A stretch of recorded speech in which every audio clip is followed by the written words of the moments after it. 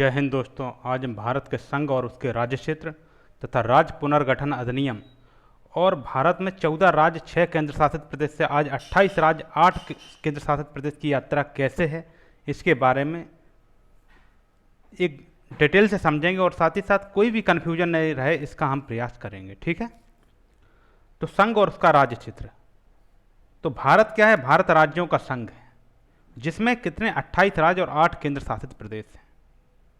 पहले हमारे यहाँ 9 केंद्र शासित प्रदेश थे जम्मू कश्मीर और लद्दाख के बनने के बाद। लेकिन क्या हुआ, बाद में 2020 में दादर नगर हवेली और दमन द्वीप को विलय कर दिया गया और जिसकी राजधानी दमन बनाई गई और फिर 9 से घटकर एक केंद्र शासित प्रदेश कम हो गया तो 8 बचे हैं। ठीक है, हमारे संविधान का अनुच्छेद 1 क्या कहता है इसे समझिए। अनुच्छेद 1 किसी भी संविधान के बारे में जानने से पहले उसका प्रथम अनुच्छेद क्या कह रहा है और अंतिम अनुच्छेद क्या कह रहा है ये हमें बहुत अच्छे से पता होना चाहिए। तो हमारे संविधान का पहला अनुच्छेद कह रहा है कि भारत अर्थात इंडिया राज्यों का संघ होगा। यहाँ जो संघ है वो अमेरिकी फेडरल से अलग है। हमारे यहाँ का संघ फेडरल सिस्टम का सबसे अच्छा उदाहरण अमेरिका है, लेकिन हमारे यहाँ जो संघ है वो यूनियन है, फेडरल नहीं है, और जो कनाडा से प्रेरित है। दूसरा क्या कह रहा है, राज्य और उनके राज्य क्षेत्र वे होंगे जो पहली अनुसूची में निर्दिष्ट है। हमारे संविधान की पहली अनुसूची है वो राज्यों, केंद्र शासित प्रदेशों, राज्यों की राजधानियां और उनकी सीमाओं के बारे में उल्लेख किया गया है। और तीसरा क्या कह रहा है, भारत के राज्य क्षेत्र में अर्जित किए गए अन्य राज्य क्षेत्र समाविष्ट होंगे। देखिए, हमने गोवा को, पौंडचेरी को किससे लिया है? गोवा को हमने पुर्तगाल से लिया है, पौंडचेरी, यमन, माहे, करईकल को हमने फ्रांस से लिया है। तो उनका उल्लेख भी किसमें है? अनुच्छेद 1 में। जो हमारे संविधान जब लागू हुआ तो 26 जनवरी 1950 को उस दिन नहीं थे, उसके बाद हम लोगों ने इन्हें अर्जित किए हैं समय समय पर। यही सब डिटेल से देखेंगे। अब अनुच्छेद 2 क्या कह रहा है, भारत की संसद को विधि द्वारा ऐसे निबंधनों और शर्तों पर जो वह ठीक समझे संघ में नए राज्य का प्रवेश या उनकी स्थापना की शक्ति प्रदान की गई है। ठीक है, और तीसरा क्या कह रहा है, नए राज्यों का निर्माण और वर्तमान राज्यों के क्षेत्रों, सीमाओं या नामों में परिवर्तन संसद विधि द्वारा कर सकती है। अब दूसरा और तीसरा में क्या अंतर है इसे समझते हैं। देखो, दूसरा जो है वो किन नए राज्यों के प्रवेश की बात कर रहा है? वो उन नए राज्यों के प्रवेश की बात कर रहा है जो भारत में नहीं है, भारत सरकार जिन्हें अर्जित करती है। जैसे हमने सिक्किम को अर्जित किया है, गोवा को किया है, पौंडचेरी को किया है। तो अनुच्छेद 2 उनकी बात कर रहा है, जबकि अनुच्छेद 3 जो बात कर रहा है वो उन राज्यों की बात कर रहा है जो भारत में ही सम्मिलित है पर उनके हम नाम, क्षेत्र, सीमाओं में परिवर्तन करते हैं। जैसे हमने बिहार से अलग करके झारखंड, और झारखंड को, अच्छा ये बताइए, झारखंड हमारे देश का कितने नंबर का राज्य था? अभी हमारे देश में 28 राज्य हैं और जिसमें सबसे नया राज्य कौन सा है? तेलंगाना, जो आंध्र प्रदेश से अलग हुआ 2 जून 2014 को। ठीक है, 28 राज्य हैं, लेकिन झारखंड हमारे देश का 28वां राज्य है। ये ध्यान रखना, 28वां राज्य तेलंगाना नहीं था हमारे देश का। हमारे देश का 28वां राज्य झारखंड था जो 15 नवंबर 2000 को बिहार से अलग हुआ था। ठीक है, बिहार रीऑर्गेनाइजेशन एक्ट के तहत 28वां राज्य तो झारखंड है, जबकि 28 राज्य अभी वर्तमान में है 2025 में। वो 28 राज्य हैं, उसमें सबसे नया राज्य तेलंगाना है। देखिए क्या हुआ, 2019 में जम्मू कश्मीर रीऑर्गेनाइजेशन एक्ट आया 5 अगस्त को, 5 अगस्त 19 को। उसके तहत हमने क्या किया, जम्मू कश्मीर को राज्य की श्रेणी से हटाकर उसे केंद्र शासित प्रदेश में बदल दिया। जम्मू कश्मीर और लद्दाख 2 केंद्र शासित प्रदेश हमने बनाए। तो अब 29 से संख्या घटकर हमारे पास 28 रह गई थी राज्यों की। ठीक है, इसलिए हमारा नवीन राज्य तो तेलंगाना है, जबकि 28वां राज्य झारखंड है। एक कंफ्यूजन आप दूर कर लीजिए। और इसका थोड़ा अनुच्छेद 3 और अनुच्छेद 2 के बारे में थोड़ा और आपको बता देते हैं। एक बात ये ध्यान रखना है, जैसे मान लो भारत पाकिस्तान के किसी क्षेत्र को अपने कब्जे में लेता है, बांग्लादेश के किसी क्षेत्र को अपने कब्जे में लेता है, तो उसके संबंध में जो विधि बनाने की प्रक्रिया का उल्लेख अनुच्छेद 2 में है। और विधि कौन बनाएगी? विधि संसद बनाएगी, ये ध्यान रखना है। ठीक है, वैसे ही अनुच्छेद 3 में हम कोई नया राज्य बनाते हैं तो उसकी प्रक्रिया का उल्लेख कहाँ है? वो भी अनुच्छेद 3 में उल्लेख है। और इसमें क्या है कि अनुच्छेद 3 के तहत आप कोई राज्य बनाते हैं तो राष्ट्रपति को पहले संबंधित राज्य से सलाह लेनी होगी। मतलब हम लोगों ने तेलंगाना बनाया तो आंध्र प्रदेश से हमारे राष्ट्रपति ने सलाह ली थी। और उस समय कौन राष्ट्रपति थे ये बताइए? समय हमारे देश के 13वें राष्ट्रपति प्रणब मुखर्जी जी थे। जब प्रणब मुखर्जी जी ने आंध्र प्रदेश की विधानमंडल से सलाह लिया कि हम नया राज्य तेलंगाना बनाना चाहते हैं अनुच्छेद 3 के तहत, तो आंध्र प्रदेश के विधानमंडल ने कहा नहीं, हमारे राज्य को बांटने की कोई ज़रूरत नहीं है। लेकिन फिर भी राष्ट्रपति उनकी सलाह को मानने के लिए बाध्य नहीं थे और फलस्वरूप 2 जून 2014 को तेलंगाना का गठन हो गया। इतना आपको समझ में आया होगा। अब भारत का जो यूनियन है वो अमेरिका के फेडरल से कैसे अलग है, इसे समझते हैं। देखो, अमेरिका का फेडरल सिस्टम है वो क्या हुआ, ये समझिए उसके राज्य थे अलग अलग, उन राज्यों को जोड़ के एक फेडरल बनाया गया, जैसे कई डिब्बों को जोड़कर एक ट्रेन बनाई जाती है। लेकिन भारत का जो यूनियन है वो राज्यों को जोड़ के नहीं बनाया गया, बल्कि भारत का पूरा एक यूनियन था। जैसे कि आपके घर में, आपके यहाँ कोई बड़ा सा घर हो, उसमें ज़रूरत के हिसाब से हम कमरे बना देते हैं, उसी प्रकार हम ज़रूरत के हिसाब से अपने राज्य बना दिए। और उसी में आप राज्य पुनर्गठन अधिनियम में देखेंगे कैसे हमने भाषा के आधार पर राज्य बनाए हैं। तो क्या है, अमेरिका की तरह हम राज्यों से जुड़कर नहीं बने हैं, बल्कि हमने खुद राज्य बनाए हैं, एक बात। दूसरी बात, अमेरिका में जो है, अमेरिका के जो राज्यसभा है उनका जो राज्यसभा है सीनेट है, उनका राज्यसभा जिसे सीनेट बोलते हैं, उसमें क्या है, वहाँ जैसे मान लो 50 राज्य हैं तो हर राज्य से 2-2 सदस्य सीनेट में आएंगे, हर राज्य से 2-2 सदस्य किस में आएंगे, सीनेट में। जबकि भारत में ऐसा बिल्कुल नहीं है। भारत में उत्तर प्रदेश से कितने सदस्य राज्यसभा में, ये बताइए। हमारे यहाँ उत्तर प्रदेश सबसे बड़ा राज्य है, उससे 31 लोग राज्यसभा में आते हैं। जबकि बिहार से कितने आते हैं, बोलिए। बिहार से 16 लोग राज्यसभा में आते हैं, और वहीं असम से 7 लोग, जम्मू कश्मीर से 4 लोग, पांडिचेरी से 1 लोग आते हैं। इसका मतलब क्या हुआ, इसका मतलब ये हुआ हम लोग जो हैं अमेरिकी की सिस्टम की तरह नहीं हैं, हम कनाडा के सिस्टम पर आधारित हैं। ये हमें यूनियन और फेडरल में अंतर समझना होगा। उनमें चाहे राज्य छोटा हो, चाहे राज्य बड़ा हो, चाहे जनसंख्या कम हो, चाहे जनसंख्या ज़्यादा हो, सब 2-2 सदस्य उनकी सीनेट में जाते हैं। और 50 राज्य हैं तो 100 सदस्य सीनेट में हैं। जबकि हमारे यहाँ राज्यसभा में कुल कितने सदस्य हैं, ये बताइए। हमारे यहाँ राज्यसभा में अधिकतम सदस्य संख्या 250 हो सकती है, लेकिन वर्तमान में 245 है, जिसमें से 233 तो हम लोग निर्वाचित करते हैं, राज्य विधानसभाओं के माध्यम से इनका निर्वाचन होता है, जबकि 12 का मनोनयन राष्ट्रपति करता है। किस आर्टिकल के तहत राष्ट्रपति मनोनयन करता है, ये बताइए।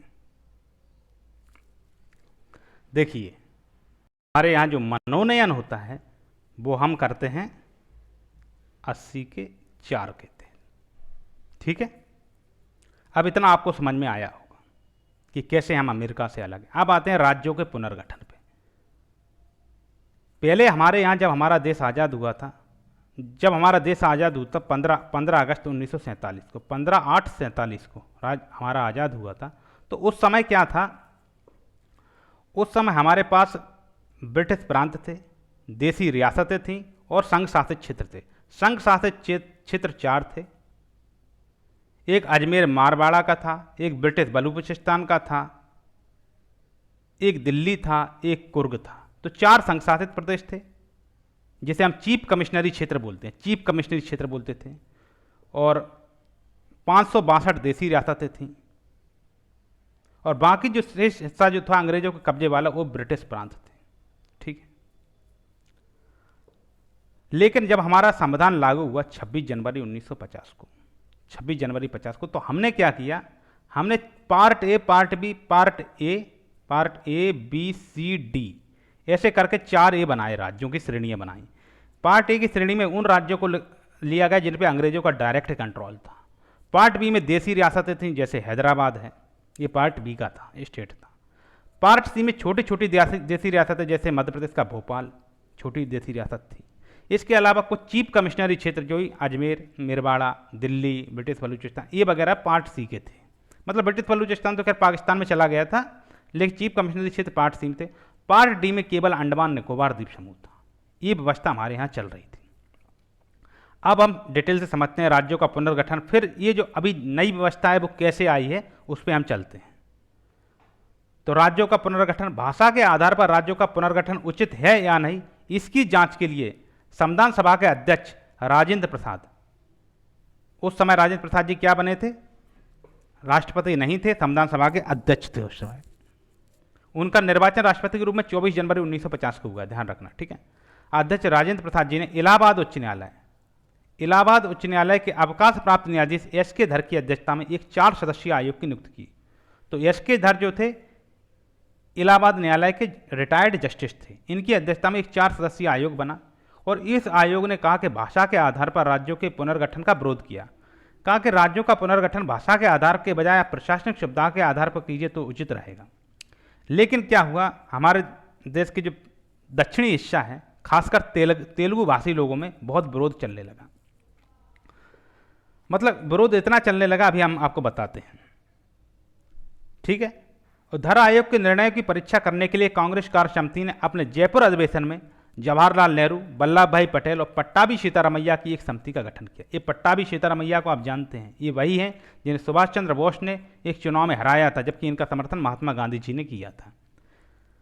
तो इसे बोलते हैं जेबीपी समिति, भाषाई आधार पर राज्यों की। इसने जेबीपी समिति ने भी भाषाई आधार पर राज्यों की पुनर्गठन की मांग को क्या कर दिया, खारिज कर दिया। नेहरू, पटेल एवं सीतारामैया, जिसे जेबीपी समिति बोलते हैं, समिति की रिपोर्ट के बाद मद्रास राज्य के तेलुगु भाषियों ने पोटी श्री रामुलु के नेतृत्व में आंदोलन प्रारंभ कर दिया और 58 दिन के आमरण अनशन के बाद 15 दिसंबर 1952 ईस्वी को रामुलु जी की मृत्यु हो गई। अब थोड़ा ये समझते हैं कि ये क्या घटनाक्रम था, जेबीपी समिति ने क्यों मना किया है। अब आप ये देखिए तो क्या हुआ। अब इस घटनाक्रम को समझने से पहले आप ये समझिए, ये नेहरू जी ने जेबीपी समिति की रिपोर्ट गई, तेलुगु भाषियों ने विद्रोह चालू कर दिया। लेकिन उसी समय में हमारे यहाँ अक्टूबर 1951 से दिसंबर 1952 तक, अक्टूबर 1951 से दिसंबर 1952 तक नहीं, फरवरी 1952 तक देश में आम चुनाव चल रहे थे। और हमारे देश के आम चुनाव लगभग 4-5 महीने चले थे। पहले आम चुनाव की बात कर रहा हूँ मैं, अक्टूबर में, नवंबर में, दिसंबर, जनवरी, फरवरी, 5 महीने तक हमारे देश के आम चुनाव चले, अक्टूबर 51 से फरवरी 1952 तक। तो उस समय क्या, नेहरू जी जब वोट मांगने के लिए मद्रास स्टेट गए, ये वाला तेलंगाना है, मद्रास का ही पार्ट था। तो जब मद्रास स्टेट में गए तो नेहरू जी के ऊपर पत्थरबाजी तक की गई, जो हमारे देश के पहले प्रधानमंत्री थे, ठीक है। तो मतलब ये आप समझते हैं आंदोलन का ये स्वरूप रहा। इस पर भी नेहरू जी ने कहा नहीं, हम भाषा के आधार पर राज्यों को नहीं बांटेंगे, हम राज्यों का गठन प्रशासनिक सुविधा के आधार पर ही करेंगे। लेकिन क्या हुआ, उसके बाद पोटी श्री रामुलु के नेतृत्व में मद्रास राज्य के जो तेलुगु भाषी हैं उनने अनशन आंदोलन प्रारंभ किया और रामुलु जी ने 58 दिन के आमरण अनशन के बाद उनकी मृत्यु हो गई। जब मृत्यु हो गई तो बड़े पैमाने पर हिंसा होने लगी। हिंसा के कारण प्रधानमंत्री नेहरू जी को तेलुगु भाषियों के लिए पृथक आंध्र प्रदेश के गठन की घोषणा करनी पड़ी और इस प्रकार 1 अक्टूबर 1953 ईस्वी को आंध्र प्रदेश राज्य का गठन हो गया। यह राज्य भाषा के आधार पर गठित होने वाला पहला राज्य था। उस समय आंध्र प्रदेश की राजधानी हैदराबाद नहीं, कुर्नूल होती थी। उसके बाद क्या किया नेहरू जी ने, अब जैसे ही आंध्र प्रदेश का भाषा के आधार पर गठन हो गया, फिर तो जगह जगह से भाषा के आधार पर गठन होने की मांग होने लगी। एक पेप्सू राज्य था, पेप्सू, जहाँ पंजाब और हरियाणा के पंजाबी भाषी गुरुमुखी स्क्रिप्ट वाले लोग कहने लगे कि हमारे लिए पंजाब अलग से बनाओ, हिंदी भाषी वाले कहने लगे हरियाणा अलग से बनाओ। तो इस प्रकार जगह जगह से, और उधर बॉम्बे राज्य में महाराष्ट्र और गुजरात की मांग चलने लगी। तो नेहरू जी ने क्या किया, नेहरू जी ने एक पुनर्गठन आयोग की नियुक्ति की और जिसके अध्यक्ष थे फजल अली। ये फजल अली कोई मामूली व्यक्ति नहीं थे, ये फजल अली सुप्रीम कोर्ट के रिटायर्ड जस्टिस थे और फजल अली जी की अध्यक्षता में एक राज्य पुनर्गठन आयोग बनाया और उसके अन्य सदस्य थे पंडित हृदयनाथ कुंजरू और सरदार के.एम. पनिक्कर। तो 3 सदस्यीय आयोग था जिसमें अध्यक्ष फजल अली और अन्य सदस्य में हृदयनाथ कुंजरू और सरदार के.एम. पनिक्कर थे। तो ये तो बन गया राज्य पुनर्गठन आयोग। लेकिन हाँ, एक चीज़ छूट गई है कि जैसे इसमें नहीं दिया है, हालांकि जेबीपी समिति जो है, ये हम एक सीक्वेंस से चलेंगे तो जेबीपी समिति का गठन 1949 में हुआ था। कब हुआ था? 1949 में। ठीक है, ये बात आप ध्यान रखना, अगर कहीं आ जाता है क्रमागत तरीके से लगाने से, तो पहले एस के धर आयोग आया है, एस के धर के बाद कौन सा, जेबीपी समिति आई, जेबीपी समिति के बाद राज्य पुनर्गठन आयोग फजल अली के नेतृत्व में किया गया। ठीक है, देखिए आंध्र प्रदेश का गठन नेहरू जी ने पहले कर दिया, लेकिन जब जगह जगह से भाषा के आधार पर राज्यों के गठन की मांग होने लगी तो उसके बाद में राज्य पुनर्गठन आयोग बनाया गया। अध्यक्ष फजल अली थे, ठीक है। और राज्य पुनर्गठन आयोग की सिफारिश पर राज्य पुनर्गठन अधिनियम लाया गया। और राज्य पुनर्गठन अधिनियम कब आया? ये जुलाई 1956 में आया और नवंबर 1956 में लागू हुआ। और इसके अनुसार भारत में 14 राज्य और 6 केंद्र शासित प्रदेश स्थापित किए गए। ये राज्य पुनर्गठन आयोग कब बना था? ये 1953 में बना था, इतना आप ध्यान रखना, ठीक है। मतलब 53 में बना। फिर इसके तहत जो अधिनियम आया, मतलब इसकी सिफारिश से जो अधिनियम आया जुलाई 1956 में आया, वही अधिनियम लागू नवंबर 1956 में हुआ, ठीक, ध्यान रखना, ठीक है। और इस भारत में कितने? 14 राज्य, 6 केंद्र शासित प्रदेश इसी राज्य पुनर्गठन अधिनियम से बने थे। इसी क्रम में क्या हुआ, जैसे हमने राज्य पुनर्गठन आयोग बनाया, उसी के बाद में फ्रांस की जो सरकार थी उसने अपनी सभी बस्तियाँ पांडिचेरी, यनाम, चंद्रनगर, कारिकल और माहे को भारत को सौंप दिया। और 28 मई 1956 को इस संबंध में संधि पर हस्ताक्षर हो गए। ये उसी घटनाक्रम की बात चल रही। इसके बाद इन सभी को मिलाकर पांडिचेरी संघ राज्य क्षेत्र बनाया गया, ठीक है। तो फ्रांस की सरकार ने क्या, नवंबर 1954 में 28 मई 1956 को इस संधि पर हस्ताक्षर हो गया, पांडिचेरी संघ राज्य क्षेत्र बनाया गया। एक बात मैं आपको बता देता हूँ, आज हमारे पास जो संघ राज्य क्षेत्र हैं, जो 6 केंद्र शासित प्रदेश ये दिखा रहे हैं, हम ये 6 केंद्र शासित प्रदेश दिख रहे हैं, ये वो 6 केंद्र शासित प्रदेश नहीं है जो आज की डेट में है। उस समय ये मणिपुर, मेघालय वगैरह भी केंद्र शासित प्रदेश हुआ करते थे, ठीक है। गोवा को हम केंद्र शासित प्रदेश में हमने रखा। उसके बाद में राज्य बनते गए, वो हम आगे चलेंगे, समझेंगे। लेकिन ये रखना जो आज के हमारे पास जो 8 केंद्र शासित प्रदेश हैं, ये उनसे अलग थे। हालांकि दिल्ली को हम केंद्र शासित प्रदेश में रखे हुए थे, ये बात अलग है। अंडमान निकोबार भी था केंद्र शासित प्रदेश में। तो पांडिचेरी को संघ राज्य क्षेत्र का गठन किया। और जो संघ शासित प्रदेश जो आज हम यूनियन टेरिटरी बोलते हैं, यूटी बोलते हैं, यूटी यूनियन टेरिटरी अर्थात संघ शासित प्रदेश, ये पहली बार ये शब्द हमारे मूल संविधान में ये नहीं था, संघ शासित प्रदेश शब्द। ये हमने 7वें संविधान संशोधन अधिनियम से ये यूटी शब्द आया था, ठीक है, हमारे संविधान में लिया गया। देखो, फ्रांस ने तो हमें 1954 में अपनी सभी बस्तियां दे दी, लेकिन पुर्तगाल की क्या मंशा थी? पुर्तगाल की मंशा था कि वो हमारे भारत पर जो कब्जा किए हुए हैं उनके क्षेत्रों पर बराबर कब्जा रखेगा, ठीक। तो भारत सरकार ने क्या किया, एक ऑपरेशन विजय नामक अभियान चलाया। उसके तहत 18 दिसंबर 1961 को गोवा को, दमन को, दीव को अपने भारत में सम्मिलित कर दिया। अर्थात भारत सरकार ने 18 दिसंबर 1961 को गोवा, दमन, दीव मुक्ति के लिए पुर्तगालियों के विरुद्ध कार्रवाई की और उन पर अधिकार कर लिए। और 12वें संविधान संशोधन द्वारा गोवा, दमन, दीव को प्रथम परिशिष्ट में शामिल करके भारत का अभिन्न अंग बना दिया गया, ठीक है। अब आप मुझे ये बताइए, जो आर्टिकल अनुच्छेद 3 के तहत हम बाहर से राज्यों को लाते हैं, तो क्या अनुच्छेद 3 के तहत जो राज्यों को ला रहे हैं उसमें हमें संविधान संशोधन की जरूरत पड़ती है क्या? तो नहीं भाई। अनुच्छेद 3 के तहत जो संविधान, जो भारत में कोई बाहर से, भले ही बाहर से राज्य हम ले आते हैं अपने देश में, तो संविधान संशोधन की जरूरत नहीं पड़ती है।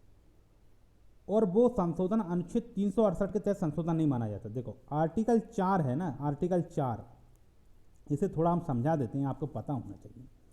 आर्टिकल 4 कहता है कि अनुच्छेद 2 और अनुच्छेद 3 के तहत जो हमारे राज्यों को हम भले ही बाहर से, पाकिस्तान से भी कोई राज्य ग्रहण कर ले, या हम आंध्र प्रदेश से अलग करके तेलंगाना बना दे, तो इसे संविधान संशोधन नहीं माना जाता है। जैसे बिहार से झारखंड अलग हुआ, संविधान संशोधन नहीं था। लेकिन आपके दिमाग में एक कन्फ्यूजन हुआ होगा कि फिर इसमें 12वें संविधान संशोधन की जरूरत क्यों पड़ गई थी? 12वें संविधान संशोधन की क्यों जरूरत पड़ी? देखो, संविधान संशोधन की जरूरत तब पड़ती है जब हम किसी प्रकार का अपने संविधान में फेरबदल करते हैं।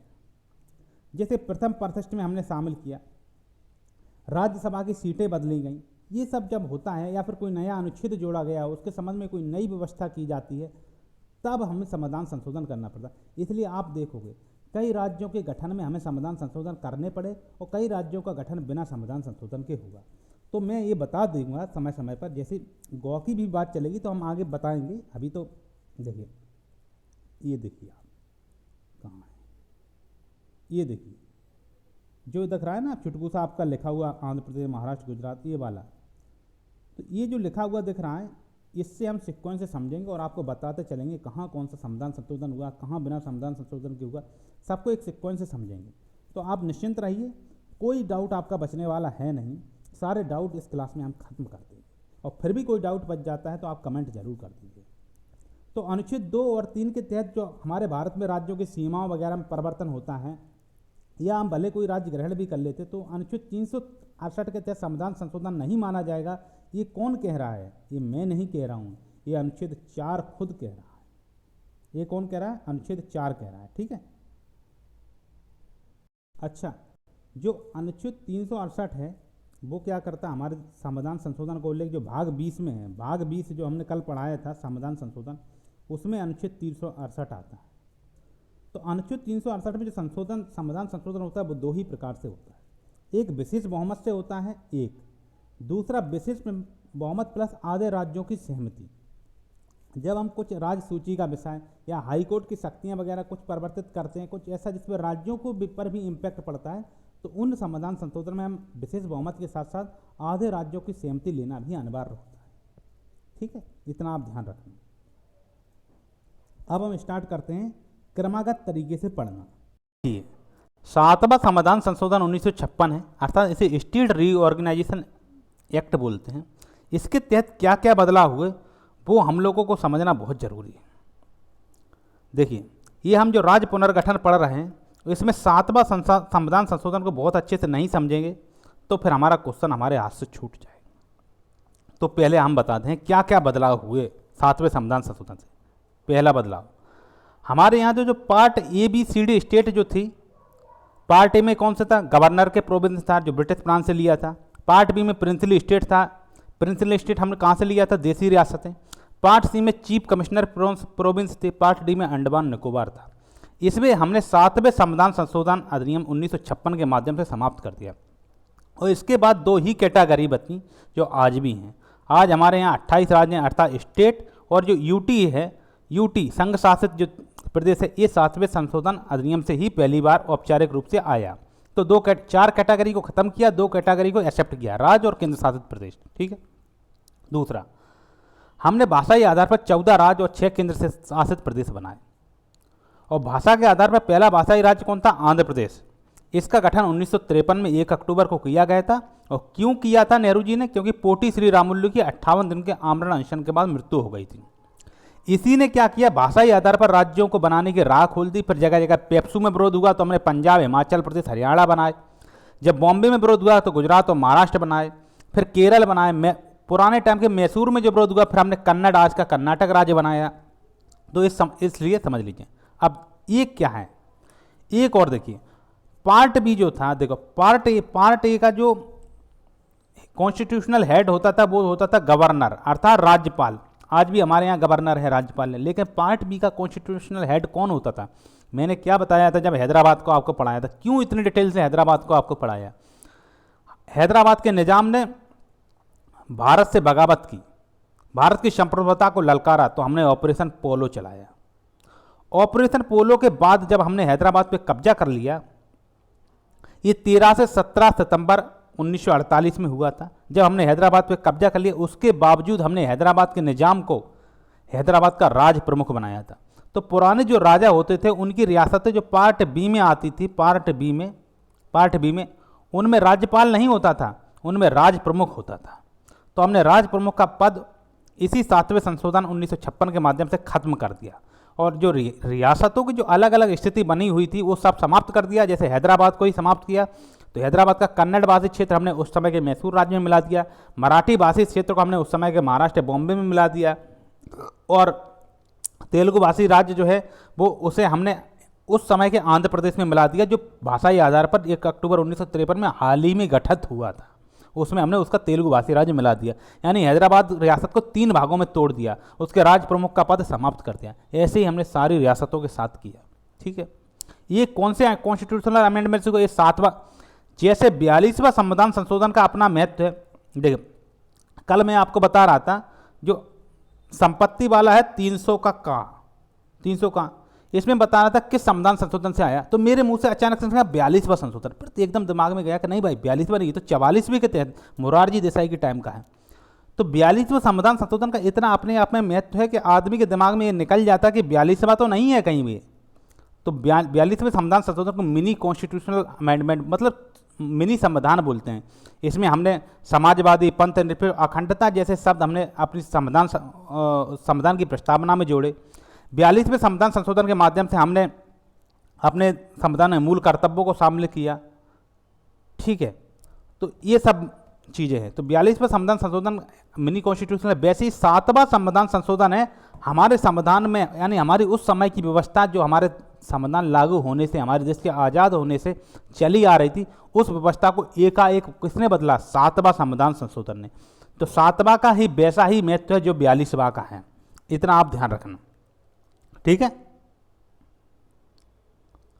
एक तो ये बात हो गई। तो हमने राज प्रमुख का पद समाप्त कर दिया। अच्छा, इसमें एक और काम हमने किया, क्या है? हमारे यहाँ का एक अनुच्छेद था 153, 153 अनुच्छेद है हमारे, अभी भी है। उसमें क्या है? गवर्नर के पद का उल्लेख है। उसमें क्या था? प्रत्येक राज्य में अलग गवर्नर होना अनिवार्य था। प्रत्येक राज्य में कैसे गवर्नर होता था? अलग गवर्नर होता था। लेकिन 7वें संविधान संशोधन के माध्यम से हमने कहा नहीं, 2 या 2 से अधिक राज्यों का एक ही गवर्नर हो सकता है। एक बात।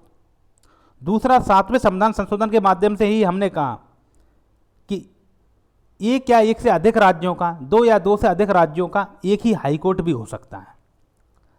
जैसे गोवा है, गोवा को हम बॉम्बे हाईकोर्ट से ही देख रहे हैं कि नहीं देख रहे हैं? पंजाब और हरियाणा को चंडीगढ़ हाईकोर्ट से ही देख रहे हैं। तो ये व्यवस्था कब से आई? ये भी 7वें संविधान संशोधन से। पहले हर राज्य के लिए अलग हाईकोर्ट होता था, हर राज्य का अलग गवर्नर होता था, अर्थात राज्यपाल होता था। लेकिन अब आप देखना, एक ही व्यक्ति 2 या 2 से अधिक राज्यों का राज्यपाल बन जाता है। तो कैसे? एक गवर्नर मल्टीपल स्टेट का प्रावधान 7वें संविधान संशोधन से ही आया। तो किस आर्टिकल में उल्लेख है, आप मुझे ये बताइए। ये कैसे हम समझते हैं? आज जैसा हाईकोर्ट है, पहले जो हाईकोर्ट था वो केवल पार्ट ए के राज्य, अर्थात पार्ट ए के राज्य अर्थात ब्रिटिश प्रांत, और पार्ट बी के राज्य देशी रियासतों के लिए ही हाईकोर्ट था। जबकि पार्ट सी चीफ कमिश्नरी और अंडमान निकोबार के लिए कोई हाईकोर्ट नहीं था। लेकिन 7वें संविधान संशोधन के माध्यम से हमने सभी के लिए हाईकोर्ट की व्यवस्था कर दी। ठीक, एक बात। पहले हाईकोर्ट अब सभी राज्यों और केंद्र शासित प्रदेशों में बन गए, एक बात। दूसरा है, हमारा अनुच्छेद 214 कहता था हमसे कि प्रत्येक राज्य में हाईकोर्ट होगा, 214 कहता था। लेकिन भाई हमने 231 जो है वो कह रहा है कि 2 या 2 से अधिक राज्यों के लिए कॉमन हाईकोर्ट होगा। तो ये व्यवस्था हमने कहाँ से ली? 7वें संविधान संशोधन से। ठीक है, एक। और 241 ने किस लिए? यूनियन टेरिटरीज में हाईकोर्ट की व्यवस्था की, 241 ने। आप ये बताइए, ये जो है ना, हम संविधान के भाग पढ़ते हैं, ये देखिए, भाग 6 152 से 237 है। इसमें हम सुप्रीम कोर्ट की बात नहीं कर रहे हैं, इसमें हम हाई कोर्ट की बात कर रहे हैं। तो आप आर्टिकल 214 को देख लीजिए, आप 231 को देख लीजिए, इसी के बीच में 152 से 237 के बीच में है। लेकिन वहीं आप आर्टिकल 241 को देखो, 241 को देखो, तो 241 किसके लिए व्यवस्था कर रहा है? हाईकोर्ट की संघ शासित क्षेत्र के लिए, अर्थात यूटी के लिए। अब दिल्ली हाईकोर्ट, अभी हमारे यहाँ कितने, हमारे यहाँ 2 संघ शासित प्रदेश ऐसे हैं जिनमें हाईकोर्ट है, उनका अपना हाईकोर्ट है। कौन कौन से 2 संघ शासित प्रदेश हैं? एक दिल्ली का अपना हाईकोर्ट है। एक जम्मू कश्मीर संघ शासित प्रदेश है, जम्मू, जिसका अपना हाईकोर्ट है। बाकी किसी भी केंद्र शासित प्रदेश, आप पूछो पांडिचेरी के लिए हाईकोर्ट है? नहीं, पांडिचेरी के लिए असेंबली है, विधानसभा है, हाईकोर्ट नहीं है। अब पांडिचेरी के लिए विधानसभा क्यों है वो हम समझेंगे आगे चल के, अभी आप इतना समझो। तो इसमें जो है ना, संघ राज्य क्षेत्र भाग 8 में जो है 239 से 242 है, इसी के अंतर्गत तो 241 आ रहा है, 239 के बाद 40, 41, 42, तो 241 में हाईकोर्ट की व्यवस्था है। तो वो संघ शासित क्षेत्र के लिए है। जबकि राज्यों के लिए जो भी काम होगा वो 152 से 237 के बीच में होगा। इसलिए अनुच्छेद 231 में क्या कहा गया? 2 या अधिक राज्यों के लिए कॉमन हाईकोर्ट होगा। जैसे पंजाब और हरियाणा का कॉमन हाईकोर्ट है, बॉम्बे हाईकोर्ट से हम गोवा का संचालन कर रहे हैं, इस प्रकार से आप समझ लीजिए। एक। अब दूसरा ये समझिए, अब हम बात करते हैं यूटी के बारे में बात करते हैं। तो हमारे यहाँ नई यूटी बनी, नए संघ शासित क्षेत्र बने। तो अब नए संघ शासित क्षेत्रों का प्रशासन कौन संभालेगा? तो उनका प्रशासन 239 के तहत, आर्टिकल 239 के तहत यूटी का प्रशासन राष्ट्रपति, यूटी का जो प्रशासन है राष्ट्रपति द्वारा चलाया जाएगा। और उसका प्रशासक कौन नियुक्त करेगा? राष्ट्रपति। जैसे लेफ्टिनेंट गवर्नर और एडमिनिस्ट्रेटर हम लोग बोलते हैं, वो किस आर्टिकल से होता है? 239 के तहत होता है। तो ये भी 7वें संविधान संशोधन में बात आई। लेकिन अब प्रश्न उठता है कि पांडिचेरी की जो विधानसभा है, पांडिचेरी की विधानसभा है, उसमें विधानसभा का उल्लेख क्यों है, जबकि अंडमान निकोबार में, दादर नगर हवेली, दमन दीव में विधानसभा नहीं है? क्यों भाई?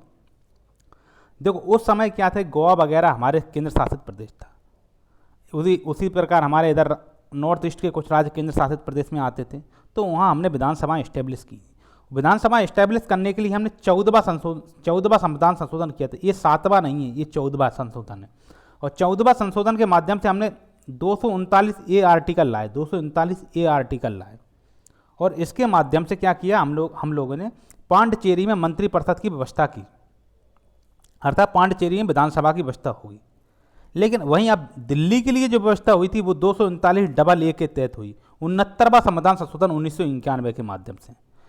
अब आप ये समझिए, पांडिचेरी के लिए तो 239A से ही काम चल जा रहा है, जबकि दिल्ली के लिए 239AA की बात क्यों हो रही है? उसकी बात इसलिए हो रही है, पांडिचेरी की विधानसभा है वो उसके अंतर्गत जो राज्य सूची के विषय और संवर्ती सूची के विषय आते हैं, उन पर बिल्कुल हमारे राज्यों की विधानसभा के समान कानून बना सकती है। लेकिन दिल्ली में जो 239AA की व्यवस्था है वो इसलिए की गई है क्योंकि यहाँ की इनकी जो विधानसभा है वो राज्य सूची के विषय पर कानून तो बना सकती है, लेकिन कुछ विषयों पर एक्सेप्शन दिया गया है, उन पर केंद्र सरकार ही कानून बनाएगी। जैसे दिल्ली का पुलिस है, दिल्ली का लैंड से संबंधित जो प्रावधान है, उन सब पे जो कानून बनाएगी, कौन बनाएगी? दिल्ली की विधानसभा नहीं बनाएगी, वो केंद्र के नियंत्रण में आएंगे वो विषय, ठीक है। इसलिए 239AA और 7वें ही संविधान संशोधन के माध्यम से क्षेत्रीय परिषदें बनाई गई, जोनल काउंसिल। तो जोनल काउंसिल किस माध्यम से बनाई गई? 7वें संविधान संशोधन से। और अंतर्राज्यीय परिषद होती हैं, जो क्षेत्रीय परिषदें होती हैं तो 7वें संशोधन के माध्यम से, जबकि अंतर्राज्यीय परिषद हैं ये संविधान में इनका उल्लेख था अनुच्छेद 263 में। हालांकि अंतर्राज्यीय परिषदों का गठन हमने बाद में 1990 में सरकारी आयोग की सिफारिश के बाद में 1990 में किया गया, ठीक है, अंतर्राज्यीय। अच्छा, अंतर्राज्यीय परिषद का हेड कौन होता है, मतलब इसकी अध्यक्षता कौन करता है? इसकी अध्यक्षता PM करते हैं। जबकि क्षेत्रीय परिषद जो जोनल काउंसिल है उसकी अध्यक्षता कौन करते हैं? उसकी अध्यक्षता गृह मंत्री करते हैं। एक इतना देख लीजिए, हमारे यहाँ कितनी क्षेत्रीय परिषदें हैं? देखिए, भारत में 5 क्षेत्रीय परिषदें हैं। कितनी है? 5 हैं। इसका गठन राष्ट्रपति के द्वारा किया जाता है, मतलब क्षेत्रीय परिषद का गठन तो राष्ट्रपति करते हैं, और केंद्रीय गृह मंत्री या राष्ट्रपति द्वारा मनोनीत केंद्रीय मंत्री क्षेत्रीय परिषद का अध्यक्ष होता है। सामान्यतः गृह मंत्री ही क्षेत्रीय परिषद का अध्यक्ष होता है, ठीक है। और क्षेत्रीय परिषद का गठन किसने करता है? राष्ट्रपति। हमारे यहाँ कितनी क्षेत्रीय परिषदें हैं? 5। राष्ट्रपति द्वारा मनोनीत केंद्रीय मंत्री क्षेत्रीय परिषद का अध्यक्ष होता है, और संबंधित राज्यों के मुख्यमंत्री कौन होते हैं? उपाध्यक्ष होते हैं, जो प्रतिवर्ष बदलते रहते हैं। मतलब उपाध्यक्ष क्या होगा? जैसे मान लो कोई क्षेत्रीय परिषद है, जैसे उत्तरी क्षेत्रीय परिषद है, उसमें पंजाब है, हरियाणा है, हिमाचल प्रदेश है, राजस्थान है, जम्मू कश्मीर है, लद्दाख है, चंडीगढ़ है, दिल्ली है, ऐसे समझिए। तो उत्तरी राज्य, अभी पंजाब के CM मान लो उत्तरी क्षेत्रीय परिषद के अध्यक्ष है, उपाध्यक्ष है, अध्यक्ष तो केंद्रीय गृह मंत्री अमित शाह ही है। तो इसके फिर अगले पंजाब के बाद अब हरियाणा का नंबर आएगा, तो अगले साल हरियाणा के मुख्यमंत्री उपाध्यक्ष बनेंगे, फिर हिमाचल प्रदेश के मुख्यमंत्री उपाध्यक्ष बनेंगे, फिर राजस्थान के, ऐसे क्रम चलता रहता है, ठीक है। ये आप समझ गए होंगे। जम्मू कश्मीर भी इसी का पार्ट है, उत्तरी क्षेत्रीय परिषद का। और क्षेत्रीय परिषद का गठन कौन करता है? राष्ट्रपति करता है। अध्यक्ष कौन होता है? सामान्यतः केंद्रीय गृह मंत्री होता है, वर्तमान में अमित शाह अध्यक्ष हैं। क्षेत्रीय परिषद क्यों बनाई गई? ताकि केंद्र राज्य संबंधों को सुधारा जा सके, क्षेत्रीय महत्व के विषयों पर चर्चा की जा सके, इसलिए। और हमारे यहाँ कितनी क्षेत्रीय परिषद है? 5 क्षेत्रीय परिषद हैं। देखिए, 5 क्षेत्रीय परिषद हैं। उसके बाद में एक पूर्वोत्तर क्षेत्रीय परिषद भी स्थापित की गई, वो अभी हम आगे चर्चा करेंगे। क्षेत्रीय परिषद को हमने कब बनाया? राज्य पुनर्गठन अधिनियम, यही 7वें संशोधन 1956 के माध्यम से। अतः ये संवैधानिक निकाय है, किंतु संवैधानिक निकाय नहीं है, ये समझिए आप।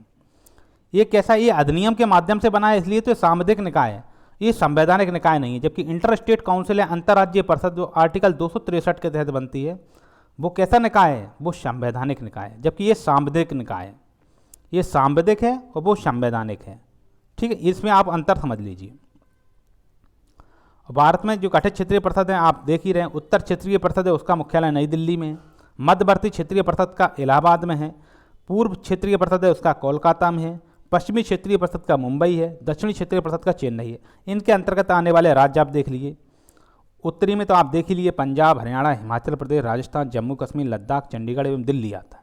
तो एक आइडिया लगाइए, आप भारत का मैप उठाइए, भारत का मैप उठा के चिन्हित कीजिए, उत्तरी क्षेत्रीय परिषद में ऐसे ऐसे ये राज्य जा रहे हैं। मध्य क्षेत्रीय परिषद में देखो, मध्य क्षेत्रीय परिषद का मुख्यालय कहाँ है? इलाहाबाद में है, तो स्वाभाविक है उत्तर प्रदेश मध्य क्षेत्रीय परिषद का पार्ट है। मध्य प्रदेश का नाम ही मध्य है, तो मध्य प्रदेश मध्य क्षेत्रीय परिषद का पार्ट है।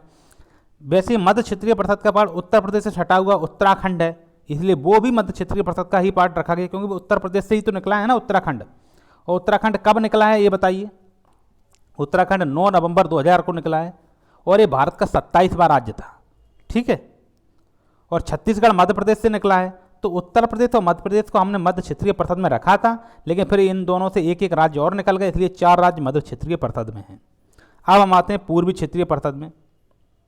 तो पूर्व में क्या है, जब हम आपको बता रहे थे कि क्लासिकल लैंग्वेज हैं पूर्व की, देखो पूर्व में मैंने बिहार को भी काउंट किया था। क्लासिकल लैंग्वेज में पाली और प्राकृत बिहार से ही संबंधित थी।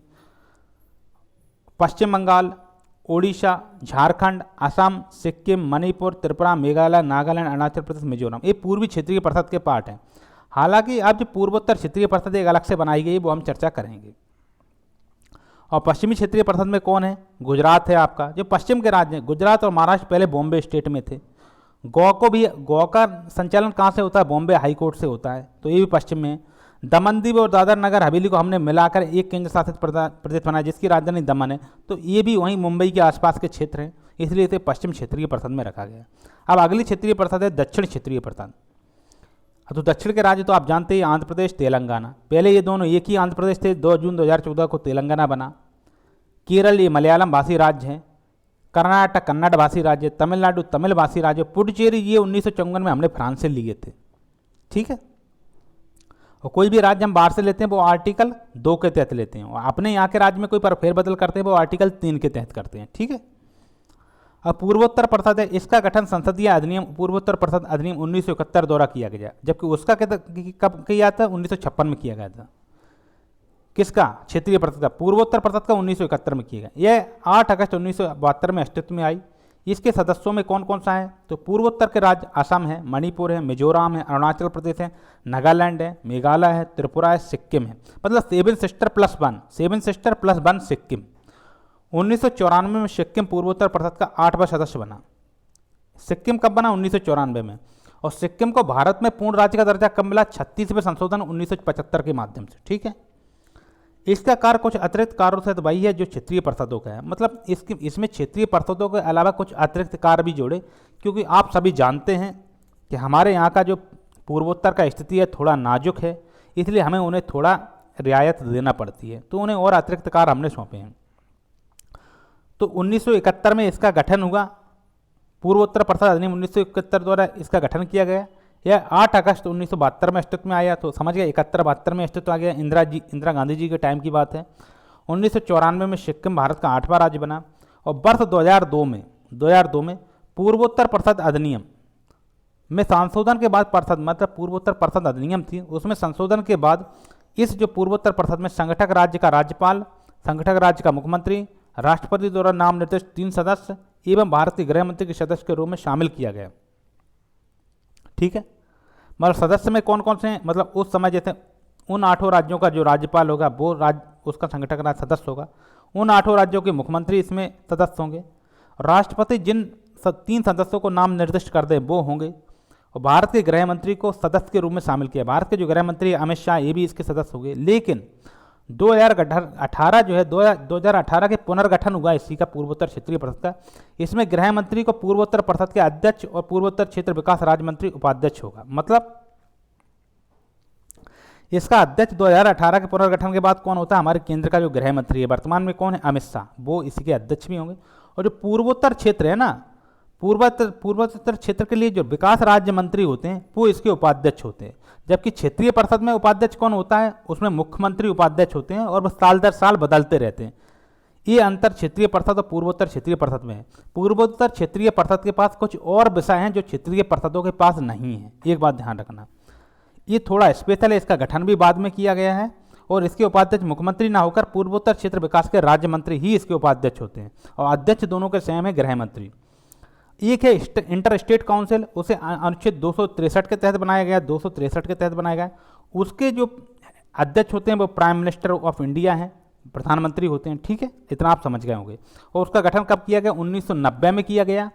देखिए सबसे पहले तो क्षेत्रीय परिषद आई 1956 के एक्ट से, फिर आई 1971 में इंदिरा गांधी जी के टाइम पे ये पूर्वोत्तर क्षेत्रीय परिषद। फिर 1990 में सरकारी आयोग की सिफारिश पर आई इंटर स्टेट काउंसिल, ये अलग है, और इंटर स्टेट काउंसिल है वो संवैधानिक है अर्थात कॉन्स्टिट्यूशनल बॉडी है, जबकि ये जो है पूर्वोत्तर क्षेत्रीय परिषद ये एक्ट से बनी है, ये कॉन्स्टिट्यूशनल बॉडी नहीं है, ये सांविधिक निकाय हैं। अब हम स्टार्ट करते हैं अपनी उस विकास की प्रक्रिया में जहां आज हम 28 राज्य 8 केंद्र शासित प्रदेश पे कैसे पहुंचे। शुरुआत हमने भाषा के आधार पर 14 राज्य 6 केंद्र शासित प्रदेशों से की थी। तो उससे पहले देखो उसमें क्या हुआ, भारत की स्वतंत्रता के बाद धीरे धीरे अलग अलग क्षेत्र यूनियन ऑफ इंडिया का हिस्सा बने। अब कुछ क्षेत्र जो थे वो साधारण कानून अर्थात आर्टिकल 3 के तहत जोड़े गए। साधारण कानून आर्टिकल 3 के तहत, जैसे तुम्हारा झारखंड है, बिहार है, तुम्हारा छत्तीसगढ़ है, उत्तराखंड, ये साधारण कानून से जुड़े, क्योंकि कुछ को हमने संविधान संशोधन से जोड़ना पड़ा। और संविधान संशोधन की क्यों जरूरत पड़ती है, जब हम कोई जैसे हमने मान लो सिक्किम का गठन किया, 35वें संशोधन के माध्यम से हमने सिक्किम को शहर राज्य का दर्जा दिया। उससे पहले हमारे संविधान में शहर राज्य था ही नहीं, तो हम इसके लिए एक अनुच्छेद लाए, 2 का ए लाए, ठीक है। तो बाद में इंदिरा गांधी जी ने 36वें संविधान संशोधन के तहत शहर राज्य का दर्जा सिक्किम का खत्म कर दिया। तो बाद में हमने उसमें एक अनुच्छेद जोड़ा, 371 का एफ जोड़ा। तो आप कह रहे हो 371 का एफ क्यों जोड़ा? मैंने आपको भारत के संविधान के 22 भाग को याद कराया था। उसमें मैंने क्या कहा था आपने कि संविधान संशोधन भाग 20 में होता है अनुच्छेद 368 के तहत, लेकिन संविधान संशोधन के बाद एक उसमें जब एक ट्रिक आपको बता रहा था, उसमें बता रहा था कि अस्थायी प्रावधान है 369 से 392 के बीच में। तो लोगों जम्मू कश्मीर 370 के तहत आता है, तो मैंने उस ट्रिक से बताया था जो लोग अस्थायी प्रावधान हैं उन लोगों को व्यवस्था थी कि उन्हें अमरनाथ की यात्रा करना है, जम्मू कश्मीर वैष्णो देवी की यात्रा करनी है, लेकिन तो क्या है वो कैसा था, वो स्थायी नहीं थी, वो यात्रा अस्थायी थी। जो लोग अस्थायी यात्रा नहीं कर सकते वो संक्षिप्त नाम और प्राधिकृत पाठ करेंगे 393 से 395 भाग 22 के तहत। तो ये मैंने पिछले में ट्रिक से 2200 भाग याद कराए हैं, आप पिछला वीडियो जरूर देख लेना, ठीक है। तो ये समझिए 371 एफ जो जोड़ा गया, जो भी कैपिटल में ऐसे लिखा होगा एफ ए बी, ये जो कैपिटल में लिखा होगा समझ लेना ये हमारे मूल संविधान में नहीं था, ये बाद में जोड़ा गया है। जैसे 51 का है मूल कर्तव्य, ये बाद में जोड़ा गया ना 42वें संशोधन 1976 के माध्यम से। तो ठीक है, हमारे जो राज्य हैं उनका गठन कैसे कैसे हुआ, उसमें पहले मैं अमेंडमेंट किस किस में हुआ वो आपको बता देता हूं। तो राज्यों की श्रृंखला में कौन कौन से अमेंडमेंट हुए वो आप लिख लेना। एक 7वां है, मैं लिख देता हूं, एक 7वां है, 7th। एक कौन सा है, एक 12वां है, 12वां। एक 13वां है, एक 14वां है, 12 13 14 लगातार हुए थे। उसके बाद आपका जो है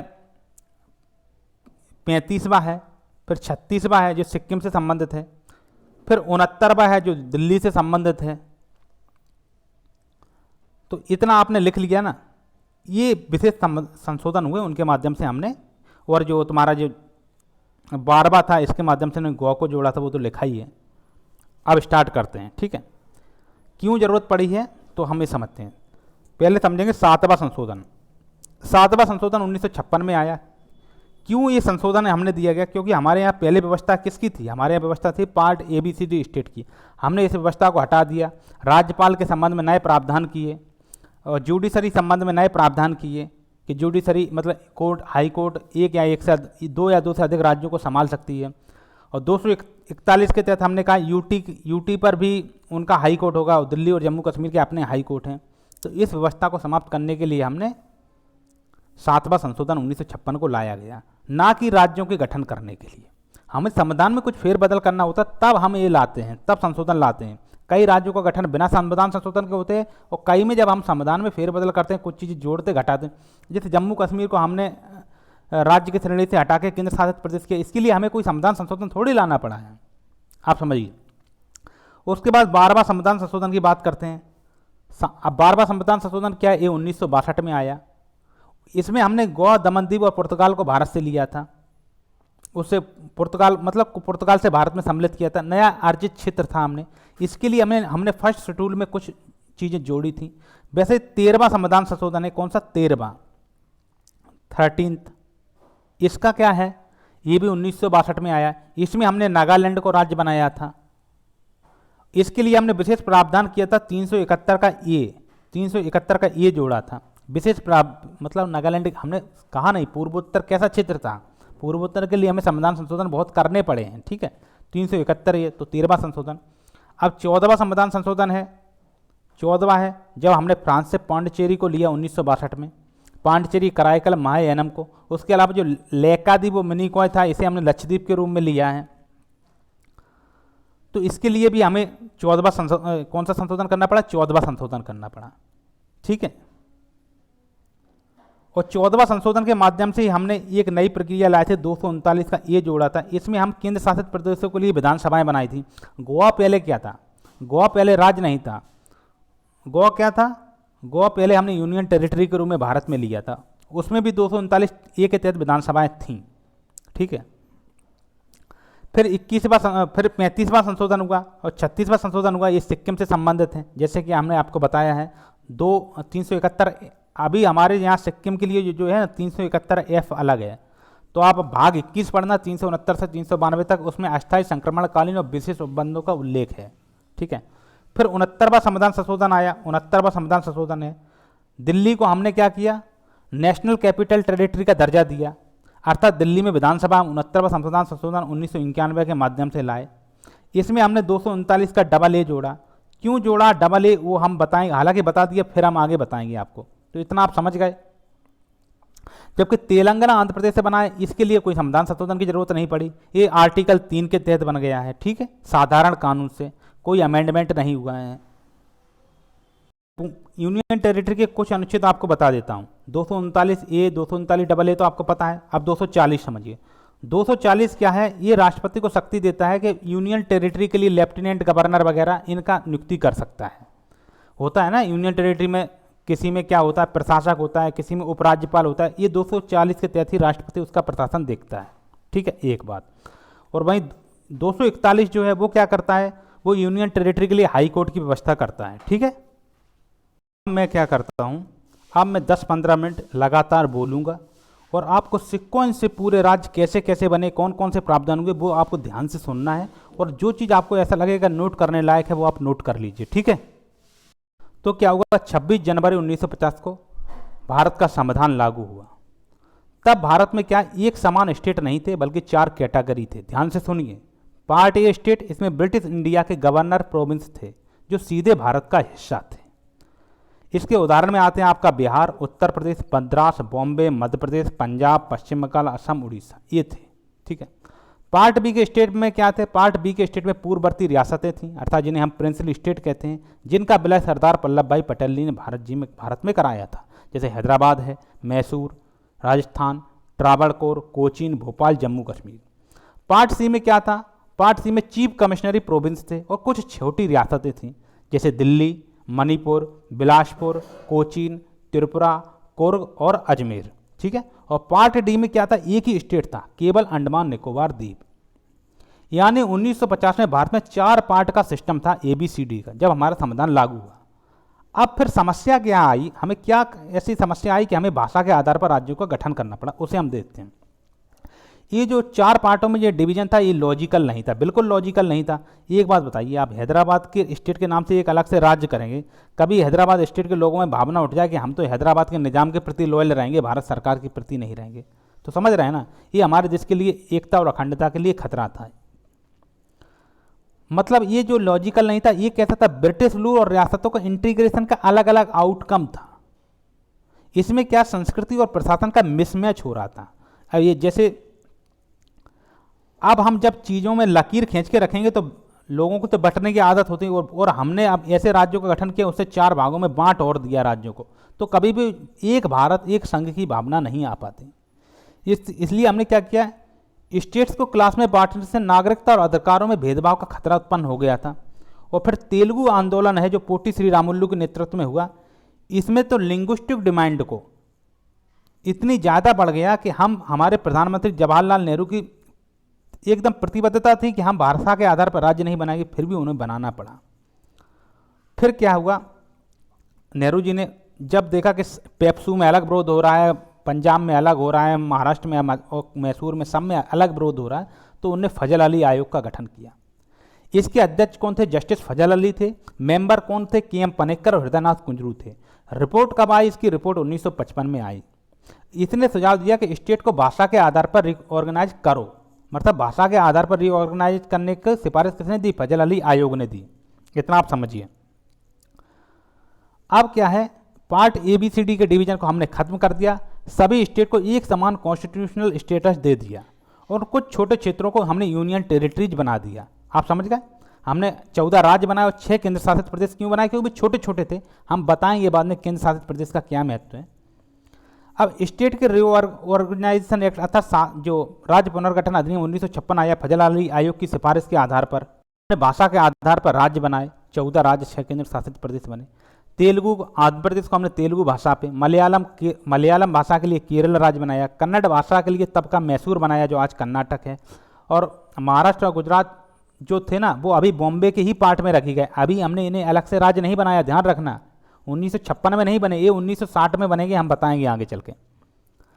अब 7th कॉन्स्टिट्यूशनल अमेंडमेंट की क्या मतलब और क्या खूबी थी? इस स्टेट रीऑर्गेनाइजेशन एक्ट जो है इसने क्या किया? सिर्फ बाउंड्री को बदला, राज्यों की बाउंड्री को इसने बदल दिया, लेकिन हमने कॉन्स्टिट्यूशनल में कुछ फेरबदल किए जिसकी वजह से हमने 7वां संविधान संशोधन अधिनियम लाया गया। ठीक है, अब 7वें संशोधन के अधिनियम के माध्यम से हमने 4 ABCD की व्यवस्था को खत्म कर दिया, स्टेट और यूटी को रखा गया, और इसके लिए आवश्यक संशोधन हमने आर्टिकल 1 से आर्टिकल 4 जो भाग संविधान का भाग 1 है उसमें आवश्यक संशोधन किए, और हाईकोर्ट और जुडिशरी के लिए अलग से रीऑर्गेनाइजेशन की व्यवस्था की।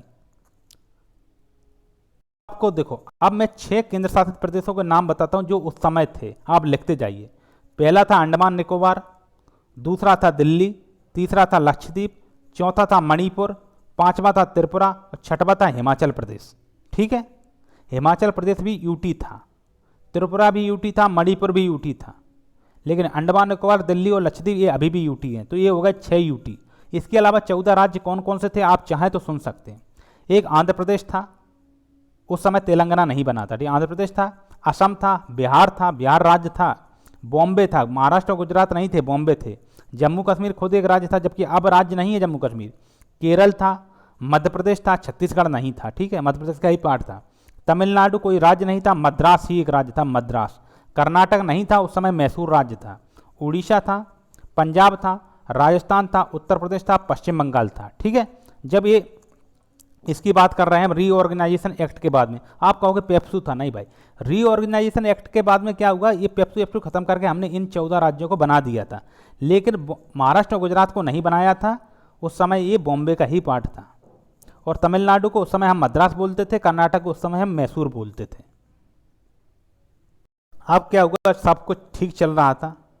अब क्या हुआ, 1956 के बाद जब देखा सब भाषा के आधार पर राज्य बना रहे, तो महाराष्ट्र के मराठी और गुजराती भाषियों में झगड़ा हो गया। ये झगड़ा हो गया तो संयुक्ता महाराष्ट्र मूवमेंट और महागुजरात मूवमेंट चलने लगा, मतलब महागुजरात आंदोलन और महाराष्ट्र मराठी भाषी आंदोलन चलने लगा, मतलब गुजराती और मराठी में लड़ाई होने लगा। वहीं से आमचे मुंबई की अवधारणा आई कि मुंबई हमारा है, मराठी लोग कहने लगे, तो गुजराती लोगों ने कहा हमें अलग से राज्य दिया जाए। अब ये जो है नागालैंड, देखो आंध्र प्रदेश तो हमने भाषा के आधार पर गठित किया था सबसे पहले, उसके बाद 1956 के बाद हमारे पास 14 राज्य हो गए थे, तो ये समझ लीजिए ये हमारा 14वां राज्य मान लीजिए आंध्र प्रदेश, ये 15वां हो गया, गुजरात 16वां हो गया। ठीक है, नहीं ये 15वां 16 देखिए 14 राज्य तो थे टोटल, 1956 में 14 राज्य थे। अब उसमें क्या, बॉम्बे जो है ना, बॉम्बे महाराष्ट्र और गुजरात में टूटा है, तो 14 तो 16 नहीं हुआ, बॉम्बे तो खत्म हुआ। आज देखो 14 होगा, 14 राज्य थे, बॉम्बे 15 मान लो, गुजरात 16, महाराष्ट्र 15 मानो, गुजरात 16 मानो, तो अब बॉम्बे को खत्म कर दिया तो 14 की जगह 13 ही तो रह गए थे ना, इसलिए ये 15वां राज्य था। नागालैंड जो बनेगा वो 16वां राज्य बनेगा ये गलती हो जाती है जोड़ने में। अब चलते हैं, अब देखो नागालैंड जो बना है ना, ये भारत का कौन सा राज्य था, ये 16वां राज्य था, लेकिन इसके लिए हमें कॉन्स्टिट्यूशनल अमेंडमेंट करना पड़ा। क्यों करना पड़ा उसका मैं बता देता हूँ। जबकि महाराष्ट्र गुजरात के लिए हमें कोई कॉन्स्टिट्यूशनल अमेंडमेंट नहीं किया, ये हमने आर्टिकल 3 के माध्यम से महाराष्ट्र गुजरात को बना दिया था, 3 नंबर के आर्टिकल के माध्यम से।